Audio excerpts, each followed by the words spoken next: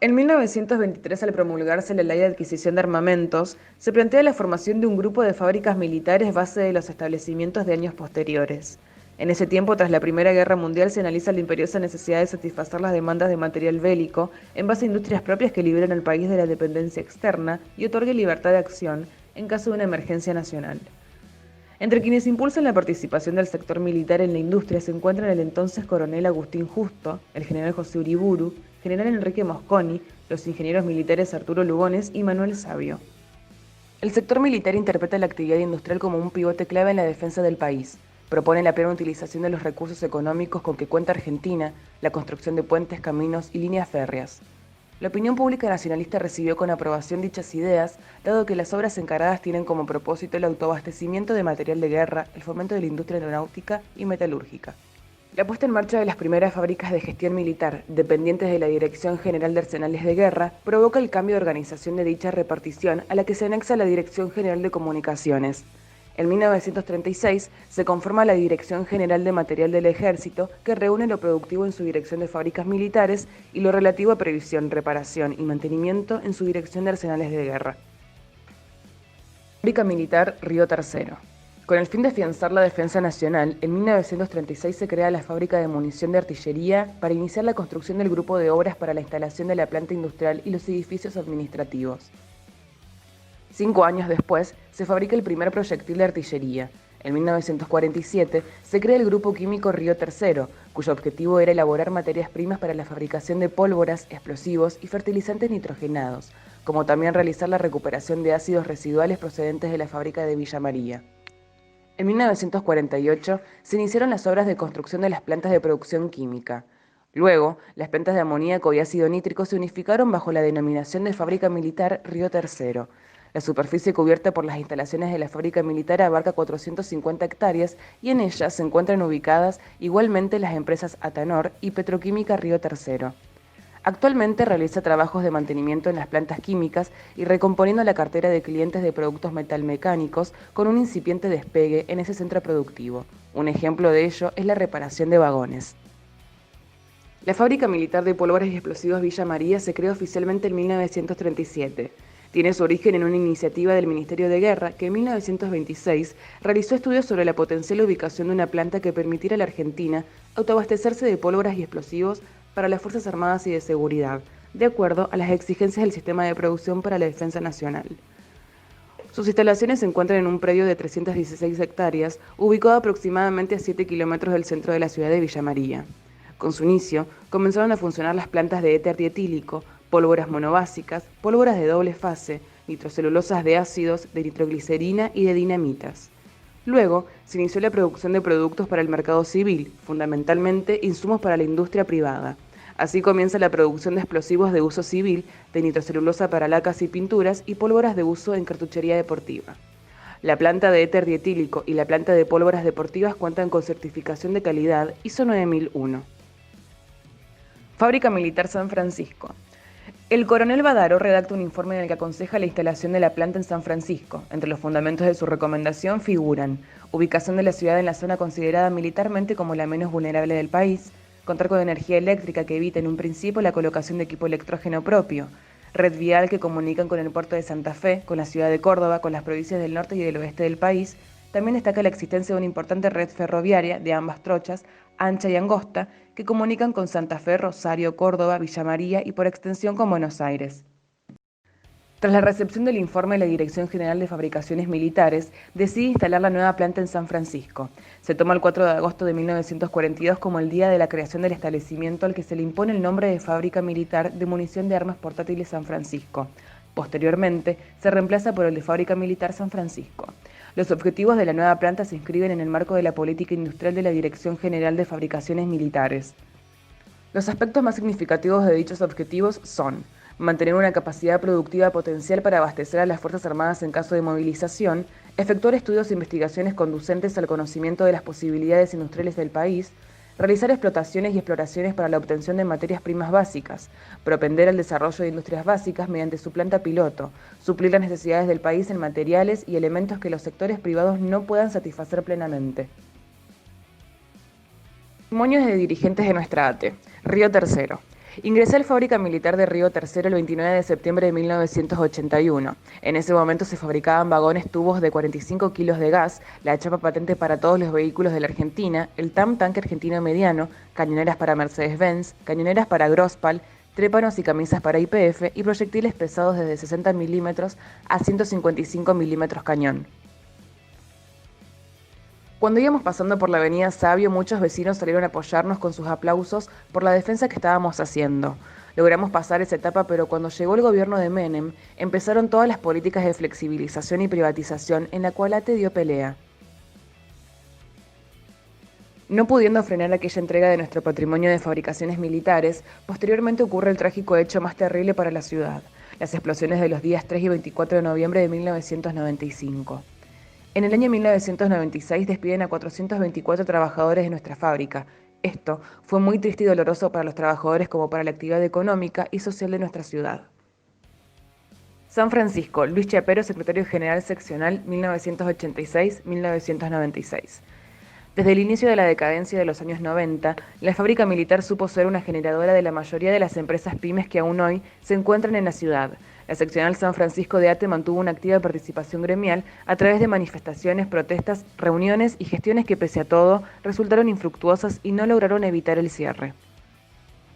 Con la llegada de un director civil en la fábrica militar San Francisco, recordó que nos había informado que el proceso iba a desembocar como una verdadera aplanadora como finalmente ocurrió con el cierre de la fábrica y posterior privatización. Resistir no alcanzó. Aún hablar de la fábrica militar en San Francisco me genera mucha tristeza, concluye Luis Chapero, quien fuera secretario general de la seccional ATE San Francisco entre los años 1986 y 1996. El recambio de la matriz productiva acompañada por una política de Estado que se orientaba a la privatización de los servicios y fabricaciones militares del Estado terminaron en provocar el cierre definitivo y desgaste por parte de los y las trabajadoras estatales. La fábrica militar de San Francisco llegó a contar con 500 empleados, todos ellos agremiados a nuestra ATE. También contábamos con afiliados provinciales del Hospital Iturraspe y otras dependencias del gobierno provincial, totalizando unos 700 afiliados en la seccional San Francisco. Habíamos comenzado gestiones con trabajadores del Estado Municipal de San Francisco y región para afiliar a nuestro sindicato, pero con el paso del tiempo y nuestra mirada puesta en el eje militar industrial que se avecinaba, lo peor quedó solo en la historia. Fábrica Militar San Francisco nace con el objetivo específico de producir municiones para armas portátiles.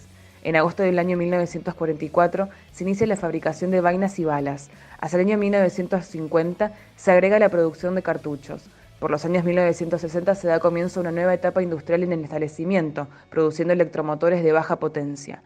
Hacia los años 76 comienza la dictadura cívico-militar, años de lucha y organización. En conclusión, en los años de lucha no tuvimos respuestas por parte de la sociedad de San Francisco en las movilizaciones, manifestaciones y en la postura del no cierre de la fábrica, como también la misma omisión por parte de los otros sectores gremiales que no participaron y se convocaron a la defensa de los y las trabajadoras de fabricaciones militares. A solo 23 años de su fundación, Río Tercero ya se perfilaba como la expansión que sería por el año 60. Desfilaban por esa exposición nueva que se llamaba Fábrica Militar Río Tercero y que desde el 36 aunaba tantas ilusiones venidas desde los 4 puntos cardinales de nuestro país. Fábrica Militar Río Tercero. Con ella también nace la Asociación Trabajadores del Estado. Estuve allí 30 años, desde el 81 hasta diciembre del 2010. Tuve la suerte de pertenecer a la madre de las industrias, la Fábrica Militar Río Tercero. Tuve también la suerte de ser portadora de muchas noticias lindas, de muchas cosas buenas que se hacían no solamente en fábrica, sino que se hacían también a través del gremio. Formé parte también de la Asociación Trabajadores del Estado. Al principio, como secretaria de actas, pero adolecía de una muy fea costumbre para los términos de una buena secretaria de actas. Hay ese carisma mío de tener siempre la oportunidad de que se usara sinónimo, los empleara en todos ellos, en las actas no era posible. Entonces para mí era lo mismo el señor, el compañero, el fulano de tal, o a veces el agente de fábrica. Y en un acta eso no va. Entonces me dijeron, vamos a Acción Social. Y allí sí, en Acción Social desplegué todo lo que yo podía hacer de potencial en un área que comprendía no solo la parte de organización de eventos, sino también tratar con las familias, tratar con los niños, con la parte de los viajes, la parte de las vacaciones. Eso equivalía también en que tenía que llevar adelante la lucha por la permanencia de la fábrica, aún a partir de la década del 90, donde las decisiones nefastas del gobierno de turno intentaban tirar abajo ese potencial llamado fabricaciones militares, y del cual, donde Fábrica Militar Río Tercero no estaba para nada excluida. Fábrica Militar Río Tercero. Todos los 31 de julio era un ir y venir porque había que homenajear a su creador, al general de división don Manuel Nicolás Sabio. Y allí estaba ATE, ahí estaba representada toda la familia de fabricaciones. No solamente los operarios, los empleados, la dirección de fábrica, también ATE siempre estaba presente.